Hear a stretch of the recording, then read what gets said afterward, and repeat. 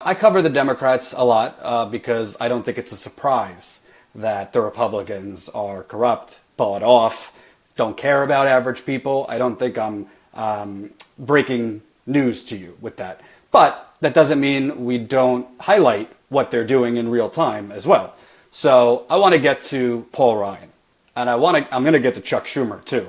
But I want to get to Paul Ryan first because Paul Ryan is not a serious politician. He's a lunatic. He's a radical, Ayn Rand loving degenerate, in my view. And the media treats Paul Ryan like he is some serious policymaker, a serious conservative lawmaker that, we need to take his proposals seriously, as opposed to the radical, extremist, social Darwinist person he is that actually gets a thrill from hurting poor people, hurting working people, and helping rich people. That's who Paul Ryan is. And there's just evidence and data and plans he's put forward that show that. But the media puts him forward as, oh, well, Paul Ryan's out with his plan and, we got to take a look at it and treat it seriously, instead of calling it what it is, which is a gigantic blowjob to rich people and a machete to poor and middle class people. They did the same thing when he was Mitt Romney's vice president nominee, treating him like he's some serious, conservative legislator that we should really look at his plan and take it seriously. No, he's not. He's a radical. So are his colleagues. Doesn't excuse the Democrats, who are hypocrites and in some cases radical themselves. And I'm going to get to Chuck Schumer, but we got to focus on Paul Ryan. So Emma did a great video yesterday going through the new Republican health care plan. So I'm not going to go through all the particulars, but I want to show you the particular things that are disgusting about the plan and have Paul Ryan all over it. So the bill would cut more than 20 taxes enacted under Obama's health care law, saving taxpayers nearly $600 billion over the next decade. Of course, the bulk of the money would go to the wealthiest Americans. Yes, he's a very serious policymaker. Low and moderate income families would lose their subsidies to buy health insurance in state and federal marketplaces. The subsidies would be replaced by tax credits to help them buy insurance. Yes, because tax credits is going to cover insurance for the majority of America. So officials really can't estimate because they put forward this plan without the CBA, the Congressional Budget Office, actually scoring it. So they blasted Obama for ramming the health care laws through, but they're putting forward a health care law and trying to get it passed without the Congressional Budget Office actually scoring it to see how much is this going to cost over 10 years. Who is this going to help? The biggest tax cut would eliminate a 3.8% tax on investment income for high-income individuals and families. Eliminating the tax would save these taxpayers $158 billion over the next decade, according to the Nonpartisan Committee on Taxation. So yes, people, the highest income earners, they need another $158 billion tax cut. That's what they need. America, income inequality will not be solved until we give $158 billion in additional tax cuts. This doesn't include Trump's tax cuts on steroids for wealthy people. This is separate. So this is more tax cuts for the rich.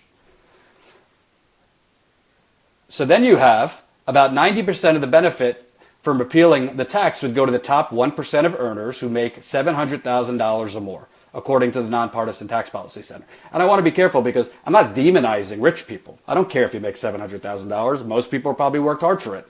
But you don't need a tax cut. I'm sorry, you don't. The viewers need a tax cut. Working people need a tax cut. Minorities need a tax cut. Another big tax cut would repeal a 0.9% Medicare tax on wages above $200,000 for individuals and $250,000 for a married couple. Repealing the tax would save higher income families $117 billion over the next decade. So you got $158 billion we're going to give to the top 1%, and now $117 billion over 10 years. But here's the kicker, and here's what I really think is the most important aspect of Ryan care, because this isn't really Trump care. This is really Paul Ryan's plan with a few changes from Trump.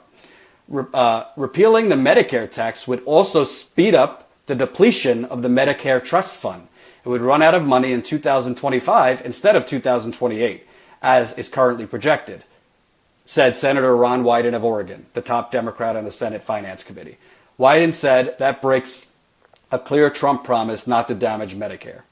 The bill sends a loud and clear message. Tax cuts for special interests and the wealthy matter more than your health care, Wyden said. And let's not just buy whatever the Democrats say as gospel. I'm going to get to the Democrats after ripping Paul Ryan a new asshole. So what's important here, obviously this isn't for, they call it the American Health Care Act. No, this is the American Plutocrats Act to help rich people, to help pharmaceutical companies, to help insurance companies, to help insurance lobbyists. But really, I think what Paul Ryan's trying to do is subtly, he's trying to take a machete to Medicare and Medicaid. That's what this plan is. This is Wyden saying this, so the CBO might have different figures, but repealing the Medicare's tax would also speed up the depletion of the Medicare trust fund. We know through Paul Ryan's, I think, Budget for America or whatever his bullshit thing was, he pushed a few years ago that if it were up to Paul Ryan, we would get rid of Medicare, we would get rid of Medicaid, and it would be survival of the fittest in America. That's what Paul Ryan believes, because his hero, his worshiper from a young age was Ayn Rand.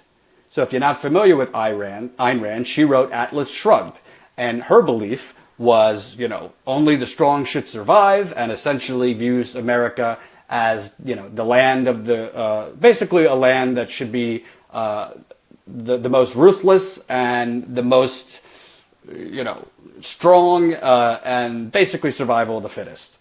And our economy and our country should operate on the strong survive, and whoever sinks, that's on them. I'll give you more on Paul Ryan's love for Ayn Rand. This is from New York Magazine. Here are 7 things Paul Ryan has done that suggests Ayn Rand has influenced him. Number 1, he spent the Bush years demanding larger, more regressive tax cuts than Bush himself was proposing, and Bush had proposed ridiculous tax cuts, urging them to be less afraid of class warfare. Number 2, he spent the Obama years repeatedly proposing budgets that would, quote, would produce the largest redistribution of income from the bottom to the top in modern U.S. history. Number 3, he listed Ayn Rand's Atlas Shrugged as one of the 3 books he most frequently reads. Told the Weekly Standard, I give out Atlas Shrugged as Christmas presents, and I make all my interns read it. He probably has a naked Ayn Rand doll above his bed. Number 5, repeatedly divided American society into makers and takers. So yes, Paul Ryan votes basically to make the rich richer, the poor poorer, the middle class disappear, and then he calls the people he's attacking with his Republican colleagues the takers. The takers. It's not the rich people that Paul Ryan is continually giving gigantic tax breaks to, subsidies. No, they're not the takers. It's the people that Paul Ryan has a rope around their neck. They're the takers. And number 6, he declared that Ayn Rand's thinking is, quote, sorely needed right now because we are living in an Ayn Rand novel, and that Ayn Rand, more than anyone else, did a fantastic job of explaining the morality of capitalism, the morality of individualism, and this, to me, is what matters most. So for those saying, well, Jordan, you're going a little far, calling him a radical and extremist. No. This is radical thinking. This is extremist thinking. Ayn Rand is a social Darwinist loon, or was. She's a lunatic. She believes in basically a Hunger Games. She believes in an economy that is the Hunger. Third closest is the third closest to the presidency. The Speaker of the House loves Ayn Rand. Number 7. He appeared at a gathering of Ayn Rand devotees and declared Rand's philosophy was, quote, the reason I got involved in public service. That he makes it required reading in my office for all my interns and my staff, and that her philosophy continues to inspire, quote, almost every fight we are involved in here on Capitol Hill. Do you hear any of this in the New York Times today? Or CNN? Or MSNBC? No, they just They show Paul Ryan's press conference where he says, we're for the American people. And we're there to help the American people get out of the grip of that awful Obamacare that's killing America. And I'm not in love with Obamacare, by the way. Never have been. But is it better than this monstrosity they're pushing forward? Yeah, it is.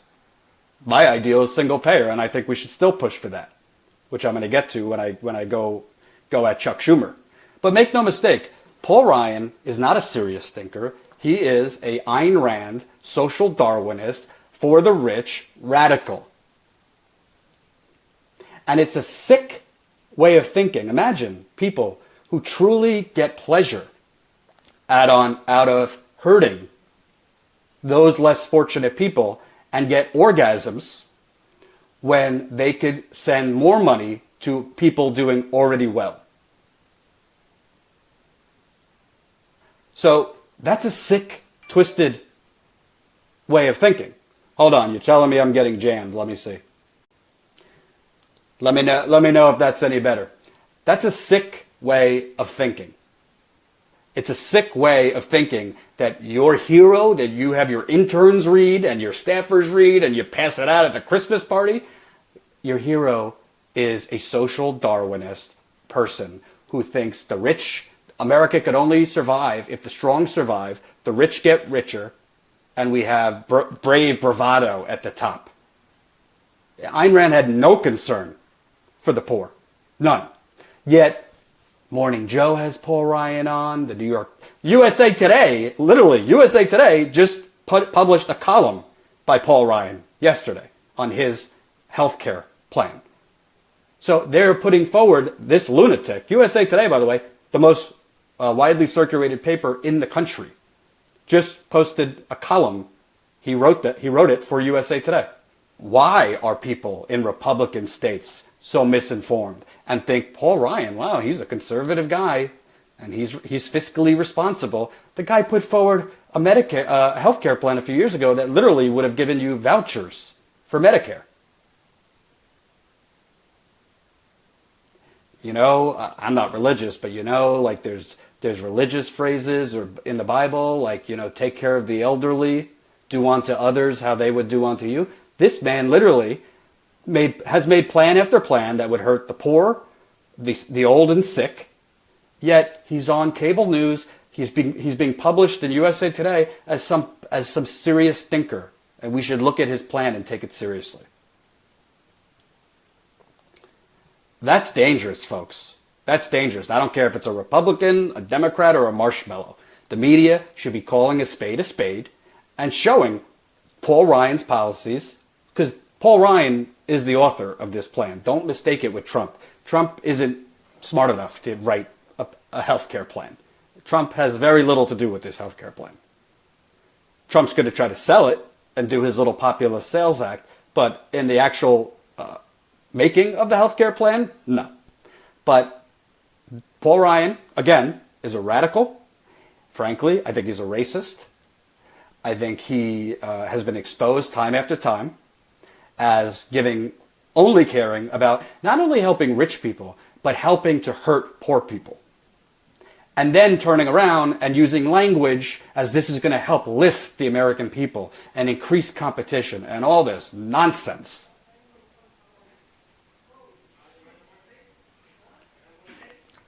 So that's the deal with Paul Ryan.